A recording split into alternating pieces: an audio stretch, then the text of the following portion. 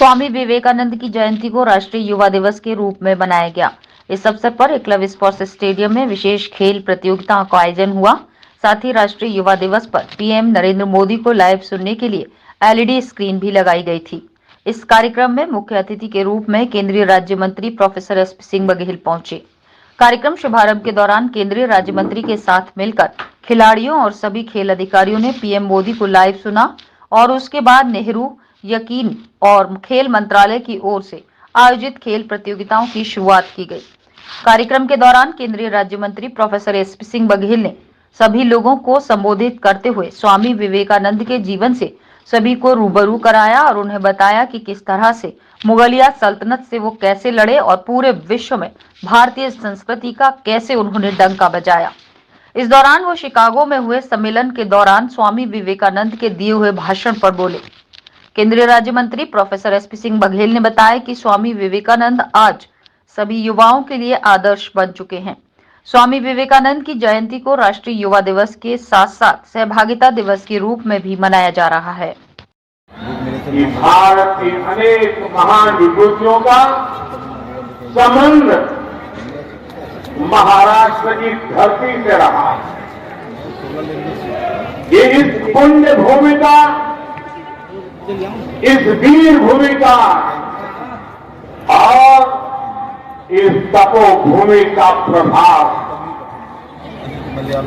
इस धरती पर राजमाता जिजाऊ साहब जैसी मातृशक्ति ने छत्रपति शिवाजी महाराज जैसे महानायक को गढ़ा। भारत सरकार के द्वारा नेहरू युवा केंद्र के माध्यम से, युवक मंगल दल के माध्यम से, खेल विभाग के माध्यम से इस देश को मुगलिया सल्तनत से लड़ते हुए स्वाभिमान की रक्षा करने वाले औरंगजेब की दक्षिण की जीत के सपने को नस्त नाबूद करने वाले, औरंगजेब की जवानी के बेहतरीन 40 साल दक्षिण में बर्बाद करवाने वाले शिवाजी महाराज की माता राजमाता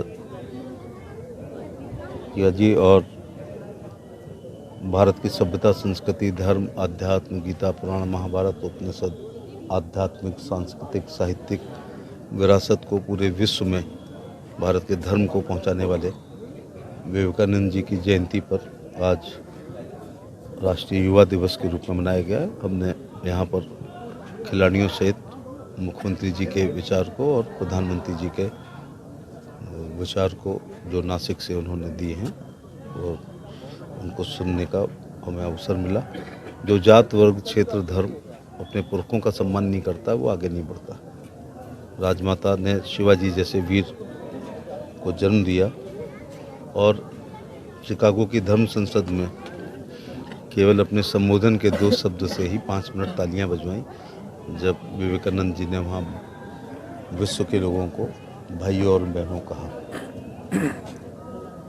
तो ऐसे पुरखे हों जिन्होंने शिवाजी को जन्म दिया और ऐसे पुरखे हों जिन्होंने विश्व में भारत के धर्म का, अध्यात्म का, शिक्षा का, गीता, महाभारत, पुराण, उपनिषदों को प्रचार प्रसार किया हो, उनकी जयंती हमको मनानी चाहिए। क्योंकि वो 38 साल की उम्र में ही आध्यात्मिक दर्शन देने के बाद हमारे बीच से विदा हो गए, तो इसलिए युवाओं के लिए वो प्रेरणा स्रोत है। मैं उनके प्रति अपनी श्रद्धांजलि अर्पित करता हूँ। प्रधानमंत्री जी का धन्यवाद देना चाहता हूँ कि आज माननीय प्रधानमंत्री जी का संबोधन हम लोगों ने एकलव्य स्टेडियम आगरा में सुना। उन्होंने हमारे युवाओं को जो है आगे बढ़ने के लिए और ज़्यादा से ज़्यादा ऊर्जा अपनी दिखाने के लिए और स्वामी विवेकानंद जी से प्रेरणा लेने के लिए प्रेरित किया और साथ ही साथ उन्होंने उनके संदेश को दोहराया कि उठो जागो और तब तक ना रुको जब तक लक्ष्य की प्राप्ति ना हो जाए। जितना भी भारत में युवा है उसमें इतनी ऊर्जा है कि अगर उनको हम सही मार्गदर्शन प्रदान करें तो वो किसी भी ऊंचाई तक पहुंच सकता है। आज विश्व में अनेकों जगहों पे, चाहे वो खेलकूद हो, इंजीनियरिंग हो या फिर डॉक्टरी हो, उसमें भारत का युवा बढ़ चढ़ कर भाग ले रहा है और भारत का जो परचम है पूरे अंतर्राष्ट्रीय स्तर पर लहरा रहा है। उसके साथ उन्होंने बताया कि भारत जो है एक 5वीं जो है इकॉनमी बन चुका है, उसमें युवाओं का एक बहुत ही महत्वपूर्ण योगदान है।